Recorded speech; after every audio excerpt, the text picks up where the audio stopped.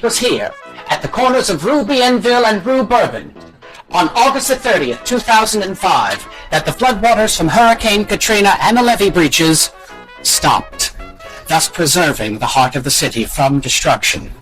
Although she stood against innumerable odds, the heart of New Orleans, our treasured Vieux still stands, and with her still survives our history, our heritage, and our innate abilities to rebuild and to renew.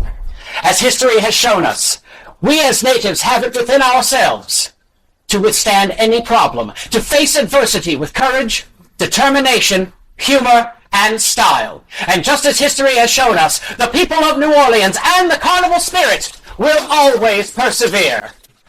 2006 is the most important carnival in our shared history. We must all take to the streets in masks and costumes. We must all share in the revelry, because, after all, you are our carnival heritage.